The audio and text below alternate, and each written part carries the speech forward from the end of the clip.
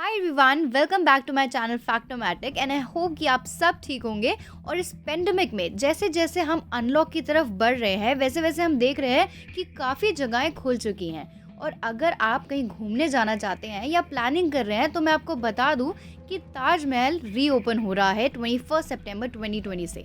और अगर आप ताजमहल घूमने जाना चाहते हैं या घूम के आ चुके हैं तो आज मैं आप सबके लिए लेके आई हूँ ताजमहल के कुछ interesting facts. So watch the video till the end. Fact number 1, आपने ये तो सुना ही होगा कि ताजमहल की कंस्ट्रक्शन करने वाले मजदूरों के हाथ काट दिए थे, लेकिन ये बात एक अफवाह सी लगती है क्योंकि इस बात का कोई भी प्रूफ नहीं है। बहुत से हिस्टोरियंस का कहना है कि शाहजहां ने मजदूरों को जिंदगी भर के लिए पे कर दिया था और उसके बाद मजदूरों से एक बॉन्ड साइन करवाया था जिस पे लिखा था कि वो कोई भी आर्किटेक्चर वर्क नहीं करेंगे। फैक्ट नंबर 2, हजारों टूरिस्ट जो ताजमहल को देखने आते हैं वो ये नहीं जानते कि जिस दरवाजे को वो देख रहे हैं वो ताजमहल का शाही दरवाजा है ही नहीं।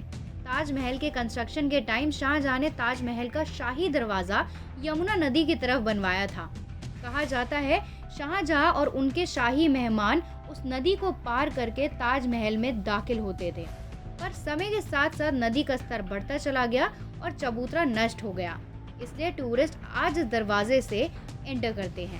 फैक्ट नंबर 3, जैसे ही आप ताजमहल में एंटर करते हो दरवाजे पे लिखा सुलेख आपका स्वागत करता है जिसमें लिखा है, हे आत्मा तू ईश्वर के पास विश्राम कर, ईश्वर के पास शांति के साथ रहे तथा उसकी परम शक्ति तुझ पर बरसे। फैक्ट नंबर 4, दुनिया में जितने भी ऐतिहासिक इमारत मौजूद है उनमें से सबसे सुंदर कैलीग्राफी ताजमहल पे है। ताजमहल पे जो कैलीग्राफी हुई है वो त्रुत लिपि है। इस कैलीग्राफी को डिजाइन करने वाले का नाम अब्दुल हक था, जिसको ईरान से बुलवाया गया था शाहजहां ने, और उन्होंने इसका नाम उनका काम देखकर रखा अमानत खान।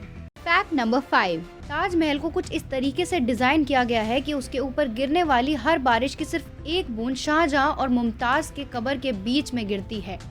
आज की मॉडर्न साइंस भी इस बात का पता नहीं लगा पाए कि ये आखिर होता कैसे है।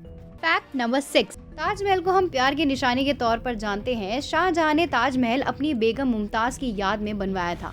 मुमताज का असली नाम अर्जुमंद बानो था, जिनका जन्म 27 अप्रैल 1593 आगरा मुगल एम्पायर में हुआ था। शाहजहां ने उनको मुमताज महल का नाम दिया था, जिसका मतलब होता है महल का सबसे अनमोल रतन। 38 इयर्स की एज में अपनी 14th यानी कि 14वीं संतान को जन्म देते हुए मुमताज का देहांत हो गया था और उनकी याद में शाहजहां ने ताजमहल के निर्माण का आदेश दिया था। मुमताज को सबसे पहले बुरहानपुर में ही दफनाया गया था और इसके बाद शाहजहां ने ताजमहल को बनवाना शुरू किया। फिर बुरहानपुर से मुमताज की बॉडी को निकलवा कर महल के पास के बगीचे में दोबारा दफनाया गया। ताजमहल की कंस्ट्रक्शन पूरी होने के बाद मुमताज की कब्र को ताजमहल के मुख्य गुंबद के नीचे बनवाया गया। लेकिन क्या आपको पता है आज जो टूरिस्ट ताजमहल में जाकर मुमताज की कब्र को देखते हैं वो असली कब्र नहीं है, वो असली कब्र की हूबहू कॉपी यानी कि हूबहू नकल की गई है। फैक्ट नंबर 7, ताजमहल आज से करीब 400 साल पहले 1631 में बनना शुरू हुआ था और 22 साल बाद 1653 में पूरा हुआ। ताजमहल के निर्माण में 20,000 से ज्यादा कारीगरों और मजदूरों ने काम किया। इसके निर्माण में हर एक चीज बहुत ही बारीकी से चुनी गई थी। इनकी दीवारों पर नक्काशी करने के लिए इटली से लोग बुलवाए गए थे। उज़्बेकिस्तान से संगमरमर को तराशने के लिए कारीगर बुलवाए गए थे। संगमरमर के पत्थरों पर कैलीग्राफी करने के लिए ईरान से कारीगर आए थे और बलूचिस्तान से कारीगर आए थे पत्थरों को तराशने के लिए। फैक्ट नंबर 8, आपको ताजमहल की ये 4 मीनार दिख रही होगी, लेकिन आप में से बहुत कम लोग ये जानते होंगे कि जो 4 मीनार है ये सीधी नहीं है। ये चारों मीनारें हल्की सी टिल्टेड है बाहर की तरफ, ताकि अगर भूकंप जैसी कोई भी प्राकृतिक आपदा आए तो ये बाहर की तरफ गिरे, ना कि मुख्य मकबरे पर। फैक्ट नंबर 9, लोगों का कहना है कि शाहजहां यमुना नदी की दूसरी तरफ एक काले संगमरमर का ताजमहल भी बनवाना चाहते थे अपनी बेगम मुमताज की तरह। शाहजहां ये काला ताजमहल अपने लिए बनवाना चाहते थे, लेकिन इससे पहले काम शुरू होता उनके बेटे औरंगजेब ने उन्हें कैद कर लिया था। हिस्टोरियंस की माने तो ये सब झूठ है। जहाँ काला ताजमहल बनने की बात करी जाती है वहाँ काफी खुदाई करवाई गई, पर वहाँ ऐसा कोई सबूत नहीं मिला जिससे ये साबित हो जाए कि शाहजहां वहाँ काला ताजमहल बनवाना चाहते थे। फैक्ट नंबर 10, ताजमहल की कंस्ट्रक्शन के टाइम सबसे बड़ी चुनौती इसकी नींव को लेके थी, क्योंकि ताजमहल का निर्माण यमुना नदी के किनारे करना था और इसीलिए इसकी नींव को इतना मजबूत होना चाहिए था कि जो पानी के होने के बाद भी वो इसका भार उठा सके। और इसीलिए इसकी नींव बनवाते टाइम ताजमहल के चारों ओर बहुत से कुएं खुदवाए गए थे। फैक्ट नंबर 11, 1857 में अंग्रेजों ने ताजमहल को काफ़ी लूटा। उन्होंने दीवारों को खोदकर कीमती रत्नों को भी चुरा लिया। साथ ही साथ ताजमहल के मुख्य गुंबद पर लगे सोने के कलश को भी उन्होंने चुरा लिया।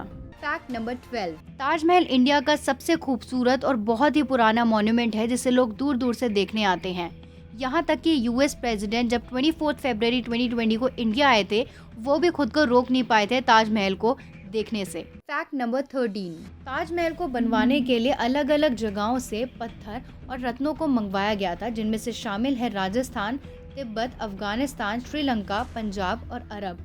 टोटल 28 तरीके के रत्नों को सफ़ेद मार्बल में मिलवाया गया था और इसके बाद इन सब को आगरा लाने के लिए 1500 से ज़्यादा हाथी लगे थे।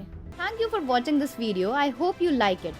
Subscribe to my channel Factomatic for more such interesting content. Like, share and also comment. And don't forget to hit the bell icon.